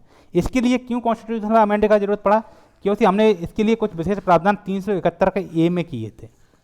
इसके लिए ये राज्य तो 16वां बना, ये राज्य तो 16वां बना, जबकि इसके लिए संविधान संशोधन 13वां हुआ, ये बात आप ध्यान रखना। ठीक है, तो क्या क्यों बना, नागा आंदोलन हुआ था, नागा आंदोलन ने कहा हम अलग से राज्य की मांग करते हैं। तो 1960 में नागालैंड को स्पेशल स्टेट बनाने के लिए समझौता हुआ, जिसे स्टेट ऑफ नागालैंड एक्ट 1962 बना। और फिर दिनांक 1 दिसंबर 1963 को नागालैंड भारत का 16वां राज्य बना। इसी में हमने कुछ विशेष प्रावधान किए। विशेष प्रावधान 371 के ए के तहत क्या है आप जानने के लिए उत्सुक होंगे, तो इसमें बता देता हूँ। इसमें विशेष प्रावधान थे, नागा को जो है कस्टमरी लॉज दिया ना, मतलब उनके जो आप उनके घरेलू लॉ थे उन पर नागा का कंट्रोल रहेगा। उनकी अपनी भूमि है, उस पर भूमि संसाधनों पर उनका कंट्रोल बना रहेगा। हर कोई अपनी स्वतंत्रता अपनी स्वायत्तता चाहता है, उसके लिए 371 दिया गया था कि आप अपने घरेलू परंपराओं से संबंधित नियम बना लो भाई, आप अपना भूमि संसाधन पर कंट्रोल कर लो। इसके लिए हमने 13वां संविधान संशोधन किया था, ठीक है, और उससे 371 ए को जोड़ा था। तो नागालैंड के लिए 13वां संशोधन, जबकि नागालैंड कौन सा था, 16वां राज्य था। अब आते हैं हम हरियाणा पे।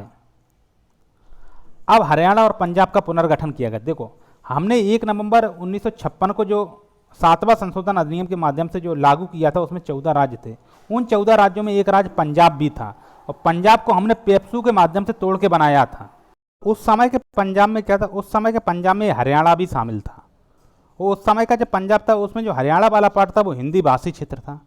तो क्या हुआ, 1966 के आसपास पंजाबी सूबा आंदोलन चालू हो गया, मास्टर तारा सिंह और अकाली दल के नेतृत्व में। तो पंजाबी बनाम हिंदी भाषा का विवाद हुआ, जिसमें पंजाब रीऑर्गेनाइजेशन एक्ट 1966 में आया। तो इस एक्ट के माध्यम से हमने 1 नवंबर 1966 को पंजाब को 2 भागों में तोड़ा, एक पंजाब, एक हरियाणा और एक चंडीगढ़।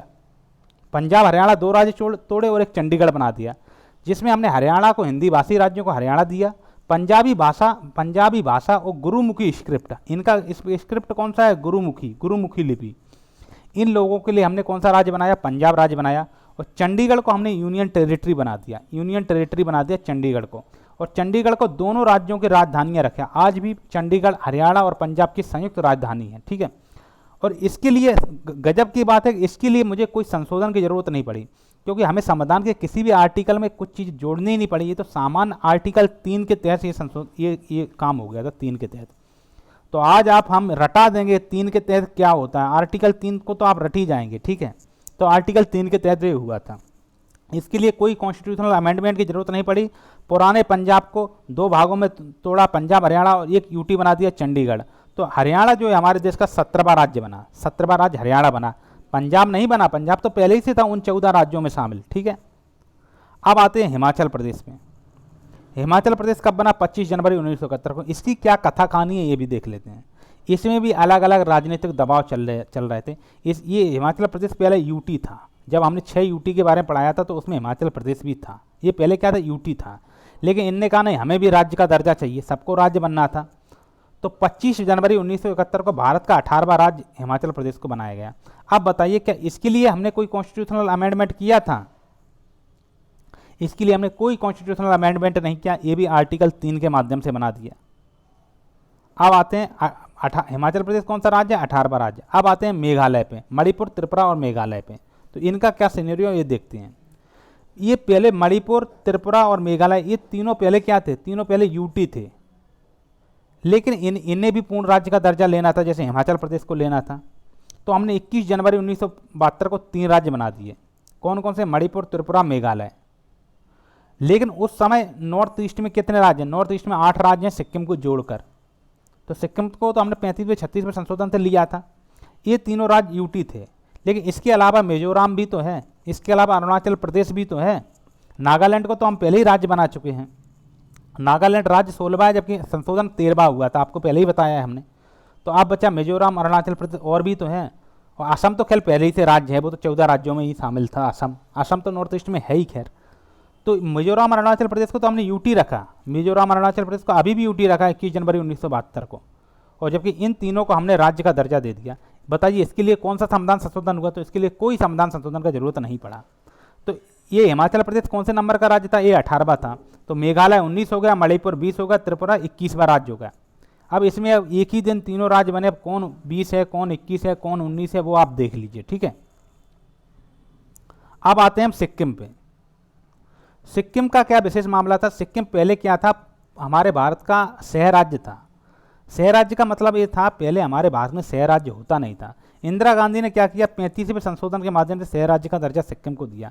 मतलब हम शहर राज्य मतलब हम सिक्किम की सुरक्षा देखेंगे और विदेश नीति देखेंगे, बाकी सब कुछ सिक्किम का राजा अपने देखेगा, अपने समझेगा। लेकिन धीरे 36 उसके बाद क्या हुआ, 1974 में हमने सिक्किम को एसोसिएट स्टेट का दर्जा दिया। फिर 36वें संविधान संशोधन के माध्यम से उस एसोसिएट स्टेट का दर्जा खत्म कर दिया और एक नया अनुच्छेद लाए हैं 371 का ऐप, 371 का ऐप।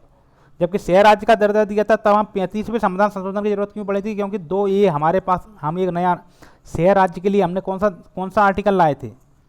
जैसे हम बाहर से कोई राज्य लेते हैं तो आर्टिकल 2 के माध्यम से लेते हैं ना, लेकिन शहर राज्य के लिए हमने 2 का ए लिया था। हमने बाहर से पूरी तरह से कोई राज्य ले लेते हैं तब तो 2 है आर्टिकल, जब कोई राज्य के कुछ ही मामले लेते हैं तो उसे लिए 2A जोड़ा था, ठीक है। और इसमें हमने कौन से मामले लिए थे, केवल सिक्किम की सुरक्षा ली थी और उसकी विदेश नीति ली थी, बाकी कुछ नहीं लिया था। लेकिन 36वें संशोधन से इंदिरा गांधी जी ने कहा कि छोड़ो यार शहर राज्य वह राज्य क्या होता, आप पूरी तरह से भारत में शामिल हो जाइए। तो फिर हमने उसके लिए एक अलग से अस्थायी प्रावधान किया 371 का ऐप और सिक्किम को पूर्ण रूप से भारत में शामिल कर लिया गया। तो ठीक है, तो सिक्किम कौन सा राज्य बना, सिक्किम हमारे यहाँ 22वां नंबर का राज्य बना, ठीक है। और जबकि इसके लिए संशोधन हुए 2, एक सिक्किम के लिए 2 बार संशोधन हुआ, एक 35 एक 36 बार, ठीक है, आपको पता होना चाहिए। ये कब बना, 26 अप्रैल 1975 को। इतना स्टोरी क्लियर हो गया आपका। क्या करते हैं, अब हम आते हैं, इसे सिक्किम पे हो गया। अब आते हैं जो मिजोरम और अरुणाचल प्रदेश, उस समय यूटी था 1972 में जब ये लोग बने थे, मणिपुर त्रिपुरा मेघालय कब बने थे, 21 जनवरी 1972 को। उस समय इन दोनों को हमने संघ शासित प्रदेश रखा, लेकिन इन लोगों ने भी कहा कि हमें स्टेट का दर्जा दो। तो पहले ये असम के पार्ट थे, असम के लुसाई हिल्स का पार्ट था। ये कौन, मिजोरम, लुसाई हिल्स। कौन सी hills, Lushai, LUSHAI, Lushai hills. तो 1972 में ये यूटी था। लेकिन ये अब 1986 में क्या हुआ, हमारे भारत की जो केंद्र सरकार है दिल्ली वाली और यहाँ की जो मिजोरम की एक थी मिजो नेशनल फ्रंट, इसके बीच एक मिजोरम अकॉर्ड हुआ, मिजोरम समझौता हुआ।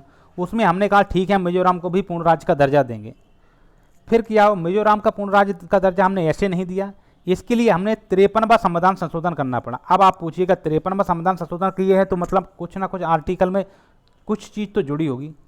उसमें हमने 371 का ए जोड़ा था, किसके लिए, 371 का एफ तो सिक्किम के लिए जोड़ा था, जबकि 371 का ए जोड़ा था नागालैंड के लिए। अब 371 का जी जोड़ा, 371 का जी जोड़ा। उसमें क्या प्रावधान था कि मिजोरम की जो कस्टमरी लॉज हैं और उनके लैंड राइट हैं हम उन्हें देते हैं, जैसे हमने नागालैंड को दिए हैं, बिल्कुल वैसे ही देते हैं।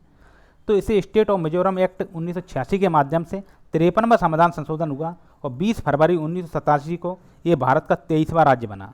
कौन, भारत का 23वां राज्य कौन बना, मिजोरम, 20 फरवरी 1987 को। राज्य तो ये 23वां बना, लेकिन इसके लिए संशोधन 53वां हुआ था, ये आप ध्यान रखना। राज्य बना 23वां, संशोधन किया 53वां। अब आते हैं हम अरुणाचल प्रदेश पे। अरुणाचल प्रदेश ये भी पहले यूटी था और ये पहले क्या था, नेफा का पार्ट था, नॉर्थ ईस्ट फ्रंटियर एजेंसी था। 1972 में हमने इसे यूटी बनाया था, यूटी। हमने मिजोरम को और अरुणाचल प्रदेश को तो यूटी बना दिया था, जबकि मणिपुर त्रिपुरा और मेघालय को हमने क्या बनाया था, राज्य बना दिया था। और इन दोनों को बेचारों को संघ शासित प्रदेश बनाया था। लेकिन उससे पहले अरुणाचल प्रदेश नेफा का पार्ट था, यूटी बनने से पहले नेफा का पार्ट था। और जो मिजोरम जो था यूटी बनने से पहले असम का लुसाई हिल्स का पार्ट था। अब ये कैसे बना इसे समझते हैं। इसके लिए हमें फिर संशोधन करना पड़ा। ये भारत का राज्य तो 24वां बना अरुणाचल प्रदेश, लेकिन इसके लिए हमें संशोधन 55वां करना पड़ा, 55वां संविधान संशोधन करना पड़ा। तो आपके दिमाग में फिर क्या होगा, कुछ ना कुछ तो आर्टिकल जुड़ा होगा।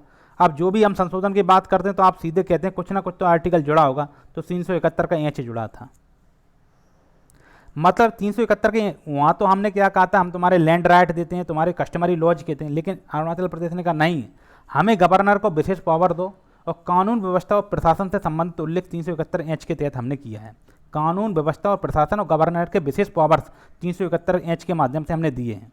इसलिए आज भी आप देख लेना, जो पूर्वोत्तर के राज्य हैं वो आज हमारे जो मेन स्ट्रीम के राज्य हैं उनसे थोड़ा सा हटके हैं, ठीक है। तो ये कौन सा राज्य बना, ये राज्य बना 24वां। इसके लिए संशोधन हुआ 55वां संशोधन हुआ, ठीक है। और ये कब बना, 20 फरवरी 1987 को। तो 20 फरवरी 1987 को हमने इसके लिए 53वां संशोधन किया, इसके लिए 55वां किया। तो हमने 54वां भी तो संविधान संशोधन किया होगा, जब एक ही दिन 2 राज्य बनना है, एक 53वें संशोधन से, एक 55वें संशोधन से। इसमें तो हमने 371 का जी जोड़ा था, इसमें 371 का एच जोड़ा है अरुणाचल प्रदेश के लिए। तो 54वां संविधान संशोधन क्या होगा वो तो होगा ना, उसके बारे में आप कमेंट में करिए, ठीक है। अब ये इतना हो गया। अब आते हैं हम गोवा पे। गोवा हमारे देश का 25वां राज्य था। ये कई बार परीक्षाओं में भी पूछा गया है, ये परीक्षाओं में पूछे जाते हैं, तभी आपको बता रहे हैं। ये देखिए चीज़ें आपको बहुत गहराई से बता देंगे, आप वहाँ एमसीक्यू सही, जब तक चीज़ें आपको पता नहीं होंगी आप रटेंगे, आप हर महीना 15 दिन में चीज़ें भूल जाएंगे। एक बार जब समझ जाएंगे ना तो कभी जीवन में नहीं भूलेंगे, अंतिम सांस ले रहे होंगे तब भी आपको सब चीज़ें याद रहेंगी। पूरी तरह से याद नहीं रहें पर एक समझ रहेगी, उस समझ के माध्यम से आप एमसीक्यू को तो कभी भी उठा के पटक देंगे, कोई दिक्कत नहीं होगा। एमसीक्यू क्या है, 4 चीज़ें हैं, आप देखते ही खेम मारोगे भिंगा के। अभी आप जब देख लोगे ना एक बार ये वीडियो, अच्छे से नोट्स बना लोगे, उसके बाद 1-2 बार वीडियो सुन लोगे ना, एमसीक्यू को तो आप सोते सोते सॉल्व कर दोगे। बीपीएससी का एमसीक्यू की बात कर रहे हैं, रेलवे ग्रुप डी की नहीं, ठीक है। अब गोवा आया। गोवा कब, गोवा को 30 मई 1987 को बना, लेकिन गोवा की हिस्ट्री 30 मई 1987 से बहुत पहले की है। गोवा को यूसुफ आदिल शाह से किसने जीता था, पुर्तगालियों ने जीता था। और उस पुर्तगाली गवर्नर का नाम बताइए जिसने यूसुफ आदिल शाह से गोवा को छीन लिया था, बताइए, ठीक है, कमेंट में कीजिए आंसर। अब गोवा को हमने ऑपरेशन विजय चलाया था 1961 में, और जितना भी पुर्तगाल का निवेश था, उपनिवेश था, गोवा था, दमन था, दीव था, सबको भारत में मिला लिया था, ठीक, पुर्तगाल का उपनिवेश जो भी था। तो 1962 में क्या हुआ, 1961 में तो हमने ऑपरेशन विजय के माध्यम से गोवा को मिला लिया, लेकिन 1962 में हमने गोवा को क्या किया, 12वां कॉन्स्टिट्यूशनल अमेंडमेंट के माध्यम से गोवा को यूनियन टेरिटरी बनाया। मतलब गोवा पहले क्या था, संघ शासित क्षेत्र था, और कौन से संविधान संशोधन के माध्यम से, 12वां संविधान संशोधन के माध्यम से इसे यूनियन टेरिटरी बनाया था, ठीक है। यूनियन टेरिटरी के लिए 12वां संशोधन क्यों जरूरत पड़ा था, क्योंकि वही बात है, इनके लिए भी विधानसभा चाहिए था। ये डायरेक्ट आज की जो यूनियन टेरिटरी है अंडमान निकोबार ऐसी नहीं थी, ये पौंडीचेरी टाइप यूनियन टेरिटरी थी, ठीक है। तो गोवा और दमन द्वीप को हमने यूनियन टेरिटरी बनाया 1987। अब इसके लिए तो 12वां संविधान संशोधन करना पड़ा, लेकिन इसे यूटी बनाने के लिए 12वां संविधान संशोधन करा तो क्या बताइए, जब गोवा को हमने जब राज्य बनाया तो क्या हमने संविधान संशोधन किया, नहीं। अब तो ये भारत का पार्ट हो गया, भारत की यूटी था गोवा, तो हमने बिना किसी संविधान संशोधन के इसे 30 मई 1987 को एक राज्य का दर्जा दिया, और ये क्या कौन बना, भारत का 25वां राज्य बना। और दमन द्वीप तो अभी भी यूटी है, हमने हाल फिलहाल में दादर नगर हवेली और दमन द्वीप को आपस में मिला दिया है, और जिसकी राजधानी दादर नगर हवेली और दमन द्वीप की राजधानी को दमन बना दिया है, ठीक है। तो ये जो गोवा राज्य बना था ये आर्टिकल 3 के तहत बना था, इसके लिए हमें कोई संविधान संशोधन की जरूरत नहीं पड़ी थी, ठीक है। अब गोवा भारत कौन से नंबर का राज्य था, गोवा भारत का 25वां राज्य था, 25वां राज्य था, ठीक है। अब इतना हो गया, हमने मिजोरम अरुणाचल प्रदेश सब गठित कर दिए हैं। अब आते हैं झारखंड, छत्तीसगढ़ और उत्तराखंड पे, ठीक है। इसे उत्तराखंड का पहले नाम उत्तरांचल था। अब 1990 में क्या हुआ, कुछ रीजनल मूवमेंट होने लगे हमारे मेन स्ट्रीम के राज्यों में। बिहार में झारखंड मुक्ति मोर्चा चलने लगा, उत्तर प्रदेश में उत्तराखंड मूवमेंट चलने लगा, मध्य प्रदेश में छत्तीसगढ़ मूवमेंट चलने लगा। तो संसद ने रीऑर्गेनाइजेशन एक्ट पास किए, तो उत्तर प्रदेश रीऑर्गेनाइजेशन एक्ट के माध्यम से 9 नवंबर 2000 को पहले आया कौन सा, मध्य प्रदेश रीऑर्गेनाइजेशन एक्ट 1 नवंबर 2000 को, 1 नवंबर 2000 को आया मध्य प्रदेश रीऑर्गेनाइजेशन एक्ट, ठीक है। उसमें छत्तीसगढ़ भारत का 26वां राज्य बना। फिर उत्तर प्रदेश रीऑर्गेनाइजेशन एक्ट के माध्यम से उत्तराखंड को भारत का 27वां राज्य बनाया, और बिहार रीऑर्गेनाइजेशन एक्ट के माध्यम से 15 नवंबर को झारखंड को भारत का 28वां राज्य बनाया। और इसके लिए कोई संविधान संशोधन की जरूरत नहीं पड़ी हमें, क्योंकि हमें इसके लिए कोई आर्टिकल नहीं जोड़ना पड़ा, हमें तो केवल राज्य का बाउंड्री बदलना था। और राज्य का बाउंड्री हम आर्टिकल 3 के तहत बदल ही सकते हैं, आपको पता ही है, जैसे हमने तेलंगाना का बदला था, आंध्र प्रदेश से हटाया था, बिल्कुल वैसे ही प्रक्रिया थी आर्टिकल 3 के तहत, तो ठीक है। अब जो तेलंगाना है, तो आपका ये हमने शुरुआत में ही बताया था कि लोग पूछते हैं कि भारत का नवीनतम राज्य कौन सा है, तेलंगाना है, 2 जून 2014 को ये बना था, ठीक है। और ये जो झारखंड है ये भारत का 28वां राज्य। आज हमारे भारत में भले ही 28 राज्य हैं, लेकिन वो क्यों है, क्योंकि हमने जम्मू कश्मीर को यूटी में बदल दिया है। आते हैं, ये तो हमने पूरे राज्य बना दिए, अब थोड़ा नेक्स्ट संघ शासित प्रदेशों की भी चर्चा कर लेते हैं, गरीबों की। तो जो पुडुचेरी है, इसका नाम पहले पांडिचेरी हुआ था, हमने 2006 में इसका नाम पांडिचेरी से पुडुचेरी बनाया था, ठीक है, 2006 में। इसका नाम पहले था पौंडीचेरी, 2006 में पौंडीचेरी को हमने बना दिया पुडुचेरी। इसके लिए 200 हमने क्या किया था, संविधान में संशोधन किया था, 14वां संविधान संशोधन, 14वां संविधान संशोधन के माध्यम से हमने पौंडीचेरी में क्या किया था, यूनियन टेरिटरी की व्यवस्था की थी। और कौन सा आर्टिकल लाए थे, 239 का ए लाए थे। ठीक है, ठीक है। अब ये तो हो गया पुडुचेरी की बात। अब आते हैं दिल्ली पे। दिल्ली जो राष्ट्रीय राजधानी क्षेत्र का दर्जा है, दिल्ली कब से यूटी है, दिल्ली 1956 में यूटी था, 1956 में यूटी था। पर दिल्ली की विधानसभा जो है वो कब से आई, वो 69वां संविधान संशोधन, 69 संविधान संशोधन 1991 के माध्यम से आई। ये जरूर ध्यान रखना आपको। और इसने क्या किया, दिल्ली को नेशनल कैपिटल टेरिटरी घोषित कर दिया। और इसके लिए हम 2 आर्टिकल लेके आए थे, 239 का डबल ए और 239 का ए बी। ठीक है, 2 आर्टिकल लेके आए थे। और दिल्ली के लिए डबल ए और ए बी का ज़रूरत क्यों पड़ा, जबकि पौंडीचेरी के लिए तो 239 का ए से ही काम चल गया, इसके लिए डबल ए का ज़रूरत क्यों पड़ा। दिल्ली को हमने विधानसभा तो दी, समवर्ती सूची और राज्य सूची के कुछ विषय तो दिए, लेकिन हमने दिल्ली को पुलिस नहीं दी, दिल्ली को हमने लॉ एंड ऑर्डर नहीं दिया, दिल्ली को हमने लैंड नहीं दिया। ये सब हमने केंद्र के अधीन रखे डायरेक्ट, इसलिए दिल्ली के लिए 239 डबल ए की ज़रूरत पड़ी। मैं आपको 1 मिनट में रिवीजन कराऊंगा, 1 मिनट में कैसे रिवीजन कराया जाता। देखो, गौ राज्य बना कब बना, 1987 में। कोई संविधान संशोधन हुआ गौ के लिए, तो गौ के लिए कुछ संविधान संशोधन नहीं हुआ। ठीक है, आप समझ लीजिए। और ये सिक्किम, मिजोरम, अरुणाचल प्रदेश, इसके लिए हमें क्यों संविधान संशोधन का जरूरत पड़ा, क्योंकि हमने 371 की जो सीरीज है उसमें किसी में ए जोड़ा, किसी में एच जोड़ा, किसी में जी जोड़ा। जी हमने मिजोरम के लिए जोड़ा, एच हमने अरुणाचल प्रदेश के लिए जोड़ा, ए हमने नागालैंड के लिए जोड़ा। तो इसके लिए हमें संशोधन करने पड़े। दिल्ली और पौंडीचेरी के लिए संशोधन क्यों करना पड़े, क्योंकि दिल्ली के हमने 239 डबल ए की व्यवस्था लाए, जबकि पौंडीचेरी के लिए 239 ए की व्यवस्था ये बहुत पहले आई थी, 14वें संशोधन से। ये जो आई व्यवस्था 69वें संविधान संशोधन के माध्यम से आई है। देखो, संविधान संशोधन 368 के तहत तभी जरूरी होता है जब हम संविधान के कुछ अनुच्छेदों में कुछ बदलाव करेंगे। और इसके अलावा आपने देखा होगा, जब हम राज्यसभा की सीटों में बदलाव करते हैं, राज्य सूची में बदलाव करते हैं, ये 7वें संशोधन की क्यों जरूरत पड़ी थी। इसमें हमने जुडिशरी से संबंधित कुछ प्रावधान लाए, राज्यपाल से संबंधित प्रावधान लाए, राज्यसभा की सीटों को बदला, तो पहली अनुसूची में बाउंड्री को बदला, तो बहुत चीज़ें ऐसी बदली। लेकिन कई ऐसे होते हैं जो हम आर्टिकल 3 के माध्यम से ही साधारण रूप से इनका सामान्यतः राज्य का गठन कर देते हैं। तो इतनी बात आपको समझ में आई होगी। अगर कोई डाउट, इस पर भी अगर कोई डाउट रह गया तो कमेंट जरूर करें, मैं आपका जरूर जवाब दूंगा। और आप कमेंट करते हैं, उससे मुझे बहुत मोटिवेशन मिलता है, अच्छा लगता है। और मेरे पढ़ाने का तरीका अच्छा लग रहा हो तो चैनल को लाइक करें, सब्सक्राइब करें। ईश्वर से प्रार्थना करते हैं कि आपका सिलेक्शन जरूर होगा। लेकिन पढ़ने का ये तरीका रहा ना, तो रियल मान के चलिए सिलेक्शन तो होना ही है। धन्यवाद।